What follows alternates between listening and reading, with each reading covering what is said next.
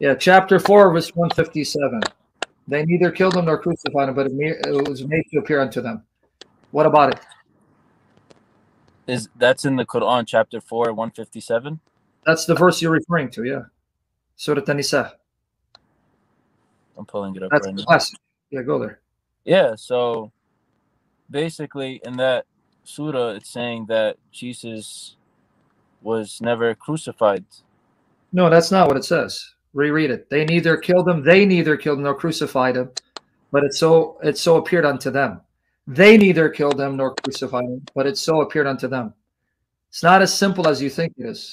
And it's not just me. It's even in the way the Muslims have understood that passage.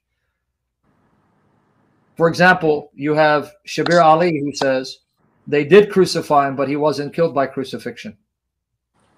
So what I know is Judas was the one who was crucified. How do you know it was Judas? Where did you get the Quran? Where does Quran mention Judas?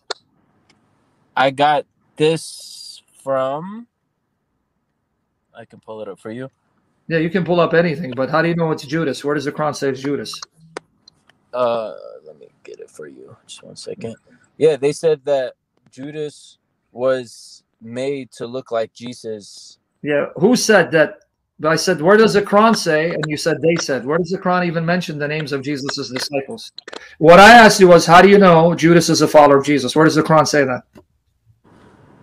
I'm pulling it up right now, just to give you the exact... It's not in the Quran. That's what I'm trying to get at. Nowhere does the Quran mention the names of Jesus' disciples. So when I keep saying to you, where does the Quran say that? You're going to bring it to me. You can't. It's not in the Quran. Okay, well, if it's not in the Quran, it must be in Hadith. No, there is no Hadith authentically narrated by your Prophet where he explains the ayah. In fact, the oldest interpretation you have is not that it was Judas. It's attributed to Ibn Abbas. Ibn Abbas. And there it says that it was one of Jesus's followers who volunteered to look like Jesus when Jesus says, who will look like me and die in my place, I will guarantee him Jannah. And the youngest one said, I will. This is in Ibn Kathir. And Jesus repeated it 2 more times, and the youngest one kept saying, I will. So Allah made Jesus's disciple, the youngest one, look like Jesus as Jesus went to Jannah through a hole in the roof with Gabriel, right? And the young disciple looked like Jesus, he was killed. So this view of Judas is not the oldest one. The oldest one, as found in Ibn Kathir, attributed to Ibn Abbas, is that it was a follower of Jesus who volunteered to look like Jesus. But either position, you got problems. So Allah will allow a disciple of Jesus to look like Jesus and kill him. So why not just have Jesus die? Why have someone look like him to die? What sense does it make? Yeah, no, if that's the case, that wouldn't make sense. But I believe that it was Judas. Judas was the one who Judas is the one who backstabbed him. So he's the one. How do you know he backstabbed them? Where did you get that from? This is what I learned from the past. I learned that Judas. What sources? I can't tell you exactly where, but from my knowledge, there is no evidence. I learned that Judas was the one who told the Romans where Jesus was. Yeah, and the same sources that told you that say that it wasn't Judas, because then the Romans took Jesus and they beat him, flogged him, and nailed him, and Judas hung himself. So you can't choose certain sources to show that Judas betrayed him, but ignore the same sources that say Judas then hung himself out of guilt and Jesus was killed. That doesn't make sense. So basically that comes from the Christian scripts. What other scripts you have that are older than the Christian scripts? You have none. The only sources you have about what happened to Christ in the 1st century are these Christian scripts that you call them, the Gospels and the letters of the New Testament. Everything else will be 2nd, 3rd, 4th centuries, and even those sources don't say Judas. So you have no evidence. You're going to traditions that come later, even after the time of your prophet. But the earlier evidence that's even before the Quran does not support that. So you want to ignore all of history, and you want to go with the view that Allah made Judas look like Jesus, and then convince people Jesus died, and yet Jesus' followers are the ones who preach that Jesus died and was raised. Where did they get that from? You said Jesus' followers they went around preaching that Jesus was killed and was raised from the dead and appeared to them before he went to heaven. So where did they get that from? No idea. Isn't that from the Bible? That's from the earliest records we have. The Gospels, the letters, even if you don't accept them as inspired scriptures, you don't need to. You don't have to believe they're wahi. When an historian wants to examine the life of Jesus, he has to go to the earliest sources. And this is what historians do. I'm not making it up. You can go to YouTube, the earliest sources on the life of Jesus, and they're going to tell you it's the Gospels and the letters of Paul.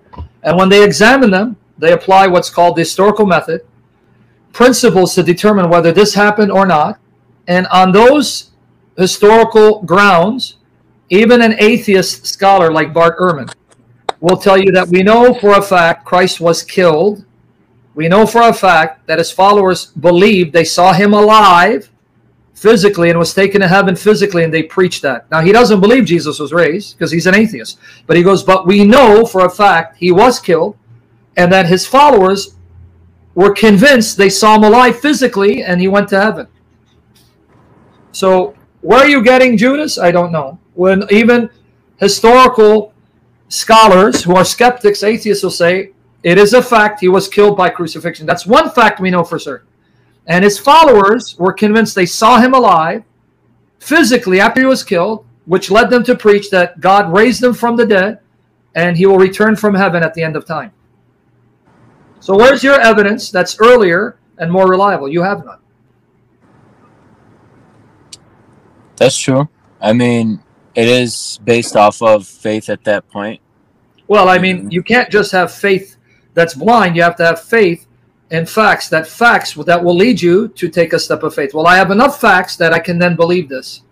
But you don't have facts to support your faith. You have the statement of one person that you trust was a messenger, but even that statement in the Quran says they neither killed him nor crucified him, but it appeared unto them, which led to the Muslim scholars debating on what it exactly means.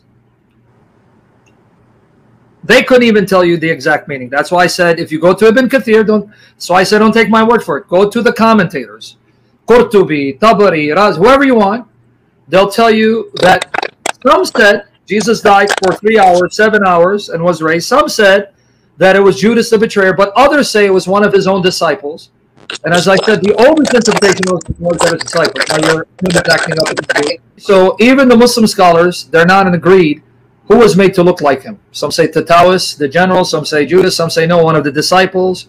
And the older views was one of the disciples. So they can't even agree. So how clear can the Quran be when you can't even agree on what happens? Then you have people like Shibrali who says, no, the Quran's saying he wasn't killed by crucifixion, but he was crucified, but he survived because he swooned and was resuscitated. No, so which view is the right one? Which view is the right one?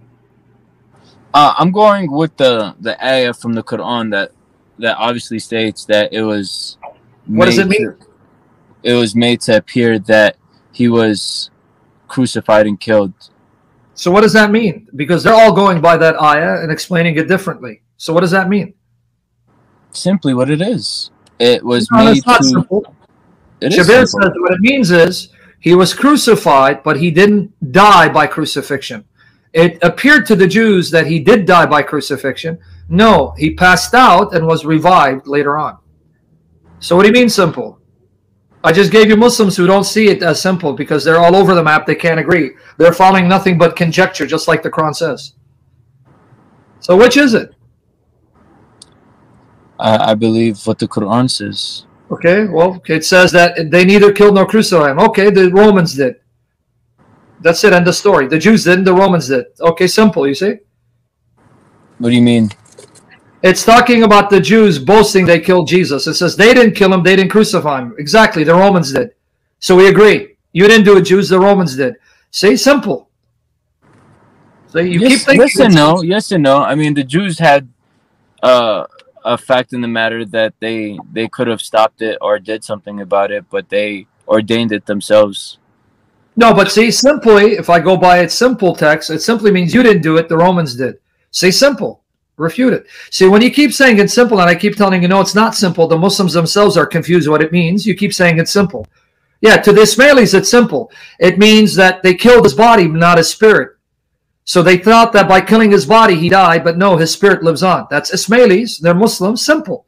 See, you keep saying it's simple, and I'm telling you, the Muslims who are reading the same verse, it's not so simple. They're disagreed. Right. I understand that. So which position, as a Christian, when I have 27 books from the 1st century, none of them contradict. They all agree he was killed, but he was raised physically, went to heaven physically, returned physically. So I have unanimous testimony from the 1st century. You want me to now take a statement over 600 years later, words that even Muslims can't agree on, and reject this unanimous testimony? That's not being intelligent or following the facts. That's blind faith. So you need to examine the historical evidence. It's overwhelming.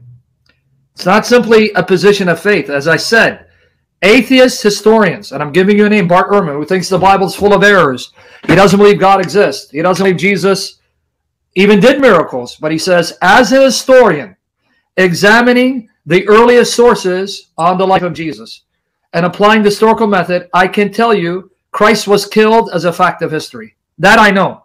But he doesn't believe God raised him because he doesn't believe in God. So here you have even historians who, when they examine history, documents, because as an historian, I want the oldest records on someone's life or an event. The earlier the record, the greater probability it is reliable. And they'll tell you the earliest records are the letters of Paul, some of them written around 50 AD, and the Gospels. So we look to them to see what happened. And they don't believe everything in these writings happened. They say some of it is embellishment. But by this method, we go, oh, this happened. That happened. That didn't happen. This maybe happened. And he'll tell you that we know for a fact in history Christ was killed. That we know. Yeah, so Jesus was confirmed by eyewitnesses that he was dead. And so you admit eyewitnesses say he died? There was eyewitnesses that seen a man that resembled Jesus, and that's not what the eyewitnesses said. His eyewitnesses were his followers, Peter, Mary Magdalene. Right. These were his followers that said he died and we saw him alive. But these are the followers that Allah said were believers and were empowered to be victorious. So he deceived them. He made it so where people thought that he was killed. Yeah, but it's not people. It's Jesus' followers, the Hawariyun, that the Quran says. Yeah, but he made everybody... Well, he deceived them? He made everybody think that he was dead, because if he gave just his group the truth, they would have got killed too. Okay, so you're admitting that Allah deceived the disciples into believing Jesus was killed and then was raised from the dead, and they went and preached that. I don't want to call it deceived, but... What do you call it if he didn't die, but he convinced them he did die and was raised from the dead, and they went and preached it? And then they ended up going to prison and being killed for that anyway. I mean, what? I mean, you don't have a problem with that? Why would God deceive me if I'm a faithful follower into believing something didn't happen, and then I go around preaching it and I get imprisoned and eventually killed for it? Because many of them got killed for preaching Christ was killed, but he's been raised and he's alive. How did that save them? That didn't save them. That got them in worse problems. This is a problem, man. Because they're preaching that he was still alive? They preached that he was killed and God raised him, and now he's alive in heaven and will return physically, and that got them in trouble and thrown in prison, and some got killed for that. Yeah, this is a fact of history. Even Tabari, your historian, quoting Christian sources, obviously, because he's getting it from Christians, said that Jesus' followers were sent throughout the whole world. He's quoting Ibn Ishaq. Two of them were Peter and Paul, and he admits that Peter and Paul were martyred, became shaheed, were killed for their preaching. It's in Tabari, Tarikh al-Tabari. So why did Allah convince them Jesus was killed, but he's been raised physically, and Jesus appears to them physically, tells them, yeah, I was killed, but I'm alive. And then he goes to heaven physically. They go preach and they get persecuted, in prison, and some get killed for it. Why would you do that? I mean, that if I want to look at it from a Christian point of view, that sounds like the Father wanted to kill them. No, it's because the Son said, I came and volunteered to die. No one can take my life from me. John 10:17-18. John 10:17-18, Jesus says, the reason my Father loves me is because I lay my life down of my own accord. No one takes it away from me. Authority to lay it down, authority to take it up again. This command I received from my Father. So I chose and volunteered to die, and I will allow myself to die and then raise myself back, because no one can take it away from me if I don't want to die. That's John 10:17-18. So that's not the Father murdering the Son or killing the Son. That's the Son allowing himself to be killed by the hands of sinners, to die for us in our place, to show his love for us, and then rising from the dead to give us hope that death is not the end of us, because he conquered death. There's resurrection and life everlasting. That's love. So now, as a Muslim, we believe that our souls do not die after flesh. Yeah, I know that you believe you live, you're in the grave, barzakh. But how do you know that? Because you believe it, right? But if I really were to press you, you can't prove it. But that's why Jesus died and rose again and left the tomb empty, to give you proof by his physical resurrection, leaving his grave empty. Because I am alive, I destroyed death, and I rose physically. Now you have proof there is life beyond death. You don't have that proof. All you have is some man telling you, yeah, you die, you continue to exist, and then at the end of the age, Yom al-Qiyamah, your bodies will be raised. But he didn't give you any proof. You just take him at his word. Where Jesus gave us proof. Look, I'm going to die. On the third day, I'm going to raise my body physically. I'm going to remain in that body physically and make it immortal. Giving you now proof, physical proof, there is life beyond death. We have proof that, hey, I'm going to die, but I'm going to live because Jesus is alive. He said, because I live, you live. You have a man telling you, but he didn't give you any proof because he died and was buried. So what proof did he give you? None. I mean, Jesus just because there's no proof doesn't mean that it's not fault. Doesn't mean that it's no, false. I didn't say maybe, but you don't have assurance. Maybe, maybe not. You're taking a gamble. Whereas with me, I'm not taking a gamble because historical evidence shows he was killed. He came back to life. The body was gone. They couldn't produce the body. The tomb was empty because he was alive in the body, and his eyewitnesses saw him in his body, and they saw him physically go to heaven. Now I have proof that I can trust in God and that I will live forever. You only have blind faith. Yeah, maybe there's life, maybe there isn't, but I'm taking a gamble because Muhammad died and remained dead. So what assurance did he give me? So what's the outcome if there is no light, though? I know you probably don't know, but what's your your theory? Or what do you mean? Like, if you say that it's like a 50-50. Yeah, if there is no life after death, then we cease to exist. The atheists are right. Yeah, but if there is no life after death, I'm not losing anything. Yeah, but then you're taking a gamble. What if there is? How am I taking a gamble if there is life after death and you turn out to be wrong, there is no life after death, and yet the God you worship isn't the true God, now you have risked eternal destruction. Yeah, but everybody takes that risk. Every religion in the world takes that risk. Remember what we said?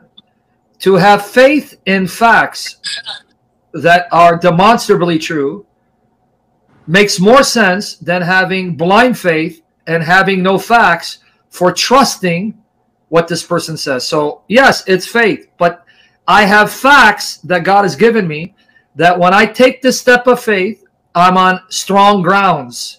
Because Jesus came to the world, he died, left the tomb empty. So now I can have faith because of what he did to show me that it's not blind faith, but I'm placing my faith in evidence that God has given me that's good enough to lead me to make that decision to trust Christ and not someone else.